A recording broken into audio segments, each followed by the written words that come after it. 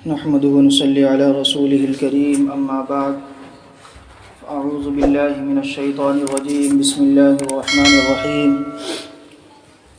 قال الله تبارك وتعالى في القرآن المجيد والفرقان الحميد وما آتاكم الرسول فخذوه وما نهاكم عنه فانتهوا صدق الله العظيم۔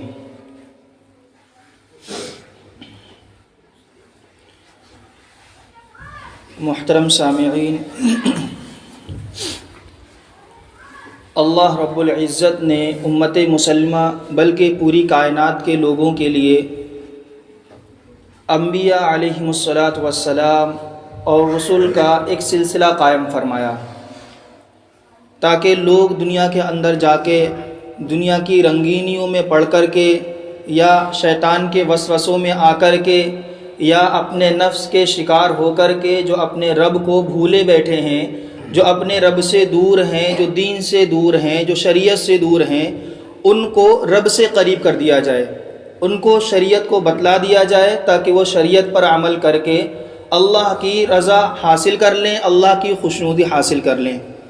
اور ہم سبھی آپ حضرات بخوبی اس سے واقف ہیں کہ بارہا سنا ہے کہ سیدنا آدم علیہ الصلاۃ والسلام سب سے پہلے نبی اس دنیا کے اندر بھیجے گئے اور سب سے آخری نبی جناب محمد رسول اللہ صلی اللہ علیہ وسلم اس دنیا کے اندر تشریف لائے۔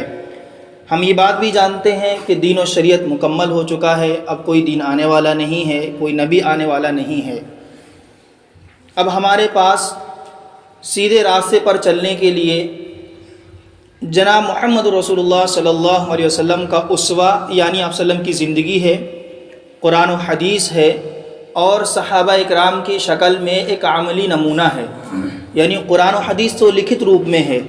اس کو انجام کیسے دیا جائے وہ اللہ کے نبی صلی اللہ علیہ وسلم نے کر کے دکھلایا، جس کو حدیث کی شکل میں بھی لکھا گیا ہے۔ پھر آپ صلی اللہ علیہ وسلم کے بعد یا آپ صلی اللہ علیہ وسلم کے زمانے میں صحابہ اکرام نے اس قرآن کو اپنی زندگی کے اندر اتارا، ان احادیث کو اپنی زندگی کے اندر اتارا۔ قرآن و حدیث کتابی شکل میں ہے، اور وہی اگر دیکھا جائے انسانی شکل میں تو نبی کریم صلی اللہ علیہ وسلم کی زندگی اور صحابہ اکرام رضوان اللہ علیہم اجمعین کی زندگی ہے۔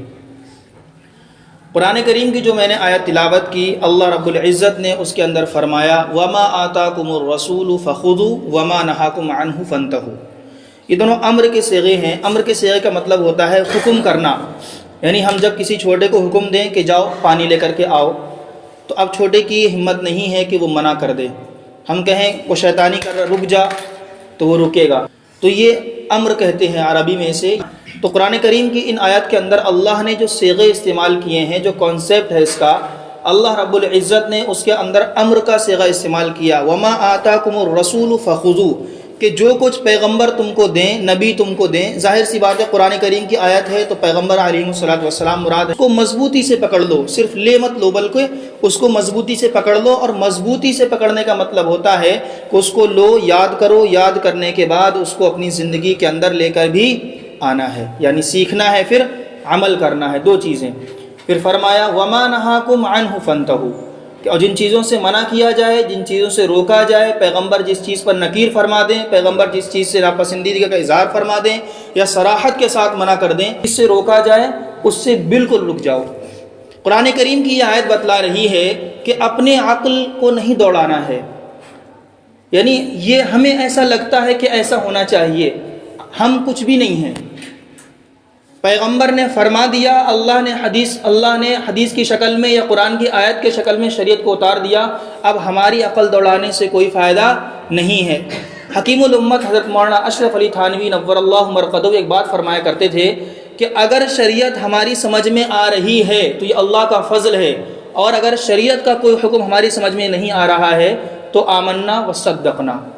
خاموشی سے مانو اور اطاعت کرو، اس لیے کہ وہ اللہ کی طرف سے ہے۔ اللہ علیم بذات الصدور ہے، علی کل شیء قدیر ہے، اللہ رب العزت حکیم ہے۔ اللہ نے جو حکم نازل کیا ہے وہ انسانوں کی عقل میں آ جائے تو بہت اچھی بات ہے، بہت سی چیزیں دنیاوی سمجھ میں نہیں آتی ہیں تو وہ غلط نہیں ہو جایا کرتی ہیں۔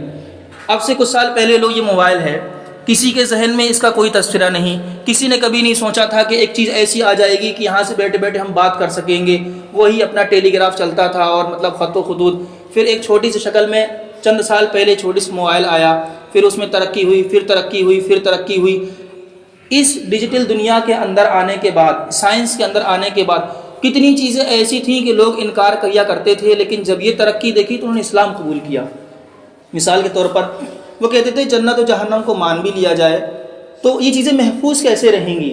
اللہ نے تو فرمایا وَإِنَّ عَلَيْكُمْ لَحَافِظِينَ كِرَامًا كَاتِبِينَ کہ ہم نے کیا ہے، فرشتوں کو محفوظ کر کے رکھا ہے، تمہارے اوپر نگراں بنایا ہوا ہے، جو تمہارے نیک اعمال کو لکھتے ہیں وہ محفوظ کر لیتے ہیں۔ سمجھ میں بات نہیں آتی تھی پہلے کیسے محفوظ کرتے ہوں گے، لیکن جب سائنس نے ترقی کی، موبائل کی شکل میں چیزیں آئیں، اب ہر چیز محفوظ ہے، آواز اس کے اندر محفوظ ہے، ویڈیو اس کے اندر محفوظ ہے، بات کر رہے ہیں، کوئی کہیں ہے، بات لگائی، کال لگائی اور ادھر سے ریکارڈ کا بٹن دبا دیا، وہ وہاں بات کر رہا ہے، ریکارڈ آپ کے پاس ہو رہا ہے۔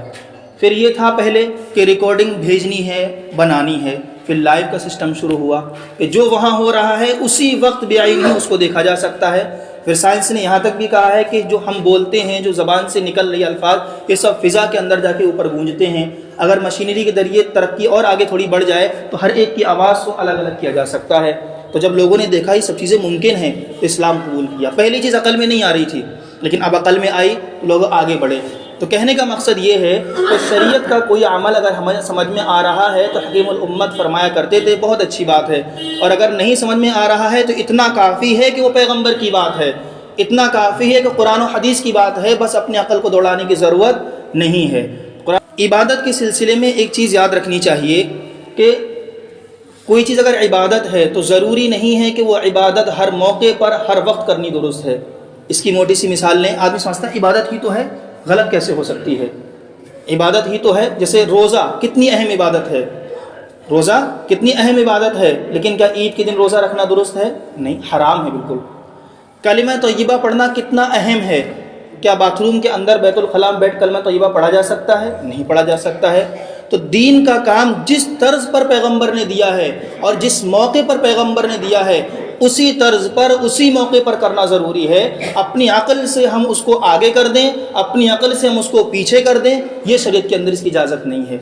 آدمی سوچتا ہے کہ یہ کام کر لو، نیکی تو ہے، کوئی غلط کام تھوڑی نہیں کر رہے ہیں۔ اب یہاں پر آپ غلط بھلے ہی نہیں کر رہے، لیکن آپ اپنے نفس کی پیروی کر رہے ہو، آپ شیطان کی باتوں میں آئے ہوئے ہو، پیغمبر کی بات کو چھوڑا ہوا ہے۔ تو عبادت کرنا بہت اہم ہے، اور بہت سی چیزیں دنیا کی مثال، آپ راستے سے جا رہے ہو، کوئی غلط چیز پڑی ہوئی ہے، آپ نے، اللہ کے نبی نے فرمایا کہ ایمان کا ادنا درجہ یہ بھی ہے کہ راستے سے تکلیف دہ چیز کو ہٹا دی۔ ایک تو ہم نے پیر مارا اور ہٹا دی، ایک ہٹانا ہوا کوئی ثواب نہیں، لیکن دل میں آئی، پیغمبر نے فرمایا ہے، ہٹائی، اس پہ ثواب ہے۔ تو اب یہ ظاہری طور پر عبادت نہیں تھی، لیکن جب پیغمبر کا ارادہ کرتے ہوئے، نیت خالص کرتے ہوئے اس تکلیف دہ چیز کو ہٹایا تو ثواب ملا ہے۔ یہیں پہ روزہ اگر ہم نے عید کے دن رکھا ہے تو گناہ ہے۔ یہی کلمہ جو اتنا افضل ہے، جس کی وجہ سے انسان ایمان کے اندر داخل ہوتا ہے، یہی اگر غلط مواقع پر پڑھا جائے، غلط جگہوں پر پڑھا جائے تو کوئی ثواب نہیں، گناہ کے علاوہ ثواب تو بہت دور، گناہ ہے مزید۔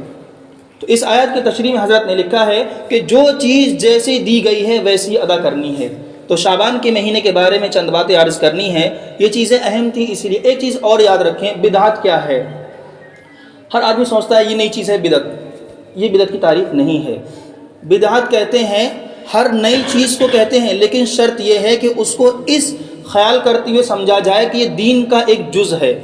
اس کو دین کا حصہ بھی سمجھا جائے، پلس اس کی اصل شریعت میں نہ ہو، نہ قرآن میں ہو، نہ حدیث میں ہو، اللہ کے نبی صلی اللہ علیہ وسلم سے وہ ثابت نہ ہو، اور اس کے ساتھ ساتھ اس کو دین بھی سمجھا جائے اور اس کے چھوڑنے والوں کو برا سمجھا جائے۔ یہ بدعت کی تعریف کا خلاصہ، تعریف میں کروں تو تھوڑی پیچیدہ ہو جائے گی، خلاصہ بدعت کی تعریف کا یہی ہے، یعنی اس چیز کو، وہ چیز پیغمبر کے زمانے میں اس کی اصل کچھ نہ ہو، بعینی شکل میں ہونا ضروری نہیں ہے، کوئی اصل، کوئی جز، اس کا کوئی مطلب سورس بھی نہ ہو، اور اس کے بعد جب بعد کے لوگ اس کو انجام دیں تو اس کو دین کو سمجھ کر انجام دیں، اور جو نہ دیں اس کو برا سمجھے، یہ بدعت کی تعریف ہوئی۔ ٹھیک ہے، اب سمجھتے ہیں کہ شعبان کا جو مہینہ ہے، شعبان کے مہینے کی عبادات کے سلسلے مختلف چیزیں مشہور ہوئیں۔ بہت سے لوگوں نے عبادتوں میں اتنا غلو کیا ہوا ہے کہ رات کو شروع ہوتے ہیں، صبح تک عبادت کے ساتھ باتیں بھی ہو رہی ہیں، عبادت بھی ہو رہی ہے اور باتیں بھی ہو رہی ہیں۔ بہت سے لوگوں نے احتیاط کا پہلو اتنا برتا کہ اس رات کی عبادت کو بدعت ہی قرار دے دیا۔ تو تو سب سے پہلے سمجھنی چاہیے کہ جو 15ویں شعبان کی رات ہے، اس رات کی فضیلت احادیث سے ثابت ہے، تقریباً 9-10 صحابہ کرام رضوان اللہ علیہ مجمعین سے اس رات کی فضیلت ثابت ہے۔ یعنی اس رات میں اگر کوئی عبادت کرے تو اس عبادت کا ثواب دیگر ایک ظاہری عبادت سے، فرض سے بڑھ نہیں جائے گا، یہ یاد رکھنا، فرض کا ثواب سب سے زیادہ ہے۔ نفلی عبادتیں ہیں تو نفلی دیگر، مثال طور پہ آج رات میں جو نفل نماز پڑھوں وہی میں 15ویں شعبان والے دن پڑھوں تو اس کا ثواب تھوڑا اس کے مقابل میں زیادہ ہوگا۔ بڑھنے کا مطلب ہمیشہ یہ ہوتا ہے۔ عبادت کرنی کیسے ہے؟ بہت سی باتیں غلط غلط طریقوں سے مشہور سننے میں آتی ہیں۔ کوئی کہتا ہے کہ 15ویں شعبان کی رات ہے تو اس میں یہ سورت پڑھو گے تو یہ مل جائے گا، وہ پڑھو وہ پڑھو وہ پڑھو وغیرہ وغیرہ۔ ایسا کوئی سسٹم نہیں ہے۔ اس رات کی فضیلت ہے، آپ رات کی عشاء کی نماز پڑھیں، عشاء کی نماز کے بعد ذکر و اذکار کریں، قرآن کریم کی تلاوت کریں۔ نفل نماز، جو طریقہ ہم نمازوں میں نفل نماز پڑھتے ہیں بعد میں، وہی طریقہ وہی اس کا نماز پڑھ، کوئی خاص طریقہ مروی نہیں ہے کہ سورہ کافرون ہی پڑھنی ہے، کہ سورہ یاسین ہی پڑھنی ہے، کہ سورہ فلق ہی پڑھنی ہے۔ ایسا کوئی کانسیپٹ اس کے اندر موجود نہیں ہے۔ مطلق عبادت کرنی ہے۔ پھر عبادت کے اندر ایک چیز جو چلنے لگی ہے، مجمع، بھیڑ، اس کا شریعت سے ثبوت نہیں ہے، اس لیے کہ 15ویں شعبان کی جو عبادت ہے وہ نفلی عبادت ہے، اور نفلی عبادت کا جو حصہ ہے وہ تنہائی ہے، گوشہ نشینی ہے۔ یعنی جب بڑے آدمی کا دربار ہوتا ہے 2 طرح کا، ایک عمومی دربار سب حاضر ہوں جماعت جیسے فرض نماز ہوں، ایک خصوصی دربار کہ فلاں صاحب نے آپ کو اکیلے میں بلایا ہے، کچھ بات کرنا چاہے، آپ 20 کو لے کے چلے جاؤ، بات بن جائے گی؟ نہیں بنے گی، بگڑے گی۔ تو نفلی عبادت کا جو طریقہ ہے وہ تنہائی کا ہے۔ اب 15ویں شعبان میں جو نفلی عبادت کرنے کا طریقہ وہ تنہائی کا تھا، لیکن تنہائی میں کیا ہے، ہم گھروں پہ نہیں کر سکتے۔ مثال کے طور پر ہم گئے، گھر پہ ماحول نہیں ہے، ہم سو جائیں گے، آپ مسجد میں آ سکتے ہیں، لیکن باقاعدہ اعلان کر کر کے اور ایک دوسرے کو بلا کر کے اتنا انتہائی کرنا کہ اگر کوئی نہیں آیا دوستوں میں سے، اچھا تم کل کہاں تھے، تم نہیں آئے، تم نے شب برات شاد میں مطلب رت جگہ نہیں کیا، جاگے نہیں، اب طنز کیا جا رہا ہے۔ تو اب یہاں جاگنا تو ثابت ہے، آپ جاگو عبادت کرو، اس کا انکار کر دینا بھی غلط ہے، اور کوئی نہیں آ رہا ہے اس کے نہادوں کے پیچھے پڑ جانا یہ بھی غلط ہے۔ تو ادھر ہم جا رہے ہیں تو افراد میں جا رہے ہیں، اور اگر ہم عبادت میں اتنا زیادہ کہ پکڑ کھینچ زبردستی نفلی بات کی، فرض چھوڑی اس نے عشاء کی کوئی فرق نہیں پڑا، مغرب چھوڑ دی کوئی فرق نہیں پڑا، عصر چھوڑی کسی نے پوچھا تک نہیں، ظہر چھوڑی کسی نے سوچا بھی نہیں، فجر کا تو پتہ ہی نہیں تھا، لیکن عشاء رات میں کیوں نہیں آئے بھائی؟ سب پوچھ رہے ہیں۔ اب اس کی طبیعت پہ بوجھ محسوس، ایک نفلی عبادت کے لیے اس کی طبیعت پر بوجھ ڈالا جائے، جبکہ فرض میں نہیں آیا تب پوچھنا تھا کہ بھائی فرض نماز میں نظر نہیں آئے، تو وہاں پر پوچھنے کا حق بنتا ہے۔ تو اب عبادت کرنی ہے، آپ آؤ، کئی سو لوگ جمع ہو جائیں کوئی فرق نہیں ہے، لیکن باقاعدہ جمگھٹا بنا کر کے آنا، اور آنے کے بعد خاص طور سے اس راتوں کے اندر اب جو ماحول چلنے لگا ہے، بیٹھ کر عبادتیں کم باتیں زیادہ، اور جب 4 لوگ باتیں کریں تو اس میں غیبت نہ ہو، ایسا ہو نہیں سکتا۔ بیٹھے ہیں، ہم نے ابھی نماز پڑھی، انہوں نے صلاۃ تسبیح پڑھی، اس نے قرآن پڑھا، اس نے ذکر کیا، تھوڑے تھک گئے، تھک جاؤ کوئی مسئلہ نہیں، لیٹ جاؤ بیٹھ جاؤ باتیں کر، لیکن باتوں کے اندر بھی یہ نہیں اب بیٹھے ادھر بیٹھے ادھر بیٹھے اور فلاں ایسا فلاں ایسا فلاں ایسا فلاں ایسا، دنیا بھر کی غیبتیں کر ڈالی۔ تو میرے بھائیوں، اس عبادت کا کوئی ثواب بالکل بھی نہیں ہے، بلکہ اللہ کے گھر میں بیٹھ کے اگر غیبت کر رہے ہیں تو غیبت کا گناہ تو خود اتنا زیادہ سخت ہے، پھر اللہ کے گھر میں بیٹھ کے غیبت کرنا کتنا سخت گناہ ہو سکتا ہے۔ یہ حدیث کے اندر جملہ ہے، الغیبۃ اشد من الزنا، غیبت زنا سے بھی زیادہ سخت ہے، کیونکہ اس کے اندر ایک دوسرے کی عزت و آبرو کو پامال کیا جا رہا ہے۔ وقت بھی ہو شارٹ میں کرتا ہوں۔ تو اب کیا ہے، رمضان کے اندر وہ شعبان کی 15ویں تاریخ میں جاگنا درست ہے، بہتر یہ ہے تنہائیوں میں عبادت کی جائے، گھروں کے اندر ایک طرح مسلح بچھا لو، چھوٹی ہلکی پھلکی لائٹ جلا لو، عبادت کرو، اگر وہاں نہیں بن رہی تو مسجد میں بھی آ جاؤ، لیکن مسجد میں بشاشت کے عبادت کرو، خرافات سے دور رہو۔ ایک چیز اور، ایک حدیث کے اندر صرف ایک مرتبہ نبی کریم صلی اللہ علیہ وسلم سے جنت البقیع میں جانا ثابت ہے، قبرستان کے اندر، تو اس رات میں اگر کوئی شخص زندگی میں ایک بار بھی قبرستان چلا جائے تو کافی ہے۔ ہر سال کا لازم ہو جانا یہ ضروری نہیں ہے، البتہ سال کبھی چھوڑا کبھی گیا، کبھی چھوڑا کبھی گیا، تب بھی کوئی حرج نہیں ہے۔ ایک جو ہمارے بعض بھائیوں میں یہ ہے نا کہ جانا ہی ہے قبرستانوں میں، چراغاں کرنا ہی ہے، یہ پیغمبر نبی علیہ السلام ثابت۔ بہت سے لوگ کہتے ہیں پہلے لائٹنگ نہیں تھی اب لائٹنگ ہے، اس لیے پہلے لائٹنگ بھلے ہی نہیں تھی، چراغ تھا۔ اگر یہ چیز ہوتی تو پیغمبر علیہ السلام چراغ جلواتے اگر اس چیز کا ثبوت ہوتا، لیکن اس دور میں کچھ نہیں ہے تو اس دور میں بھی کچھ نہیں ہے۔ اسی طریقے سے اب یہ عبادت کی رات ہے، فضیلت کی رات ہے، تو شیطان نے سوچا کہ اس طریقے سے نہیں تو اس طریقے سے، اس طریقے سے نہیں تو اس طریقے سے، تو اب دیکھا عبادت میں تو کام نہیں چلا، تو لاؤ کھانے پینے میں لے کے آ جاؤ، کچھ اپنی طرف سے ایڈ کر دیا جائے، جوڑ دیا جائے، تو بس حلوے کا ایک نظم چلا دیا، کہ یہ کر لو ضروری۔ فی نفسی حلوہ کھانا بالکل بھی غلط نہیں ہے، آدمی روزانہ کھائے، صبح شام کھائے، دوپہر کھائے، پورے دن کھائے، کوئی فرق نہیں پڑتا، لیکن کسی خاص واقعے کے نام سے منسوب کر دینا جبکہ پیغمبر سے ثابت نہ ہو۔ ہم عاشق رسول ہیں نہیں ہیں، ہم کہتے ہیں عاشق رسول ہیں، امت محمدیہ کے ماننے والے ہیں، اللہ والے ہیں، ایمان والے ہیں، اسلام والے ہیں، لیکن جب نفس کی بات آ جائے تو یہ چیزیں کہاں رہ جاتی ہیں؟ عاشق رسول کا مطلب تو یہ ہے پیغمبر کی بات آ جائے اپنی چیزیں ایک طرف، ایمان والے کا مطلب تو یہ ہے اللہ کا حکم آ گیا اپنی خواہشات ایک طرف، یہ ہے ایمان والے ہونے کا مطلب، یہ ہے عاشق رسول ہونے کا مطلب، اور یہ ہے اسلام پر جمی ہوئی ہونے کا مطلب۔ ایسے ہی ایمان والوں کے بارے میں اللہ رب العزت نے اور نبی کریم صلی اللہ علیہ وسلم نے جنتوں کی بشارت دی ہیں، اپنے نفس کی بات ماننے والوں کے لیے کوئی حصہ نہیں ہے، یاد رکھنا اس چیز کو۔ تو یہ سب چیزیں، اس کے علاوہ رہا 15ویں شعبان کا روزہ، تو اس سلسلے کے اندر بھی پیغمبر علیہ الصلوۃ سے ایک حدیث منقول ہے کہ 15ویں شعبان کا روزہ رکھنا، لیکن وہ سنت نہیں ہے، اس بات کو یاد رکھیں۔ 15ویں شعبان کا روزہ جس اہتمام سے، رمضان کا روزہ غائب، لیکن 15ویں شعبان کا رکھا جائے گا۔ 15ویں شعبان کا بھی بہت سے لوگ چھوڑ دیتے ہیں، لیکن وہ جو گزرا نا ابھی ماضی میں رجب کے اندر 1000ویں روزہ، اس نام سے مشہور ہے، یہاں تو پتہ نہیں اپنے ادھر لوگ بریلی کے علاقے ہر جگہ لوگ اسی نام سے جانتے ہیں، 1000ویں روزہ، یعنی ایک روزہ رکھ لو 1000 روزوں کا ثواب، اس کا بھی کوئی ثبوت نہیں ہے، شب معراج کے نام سے وہ ایک الگ مضمون ہے۔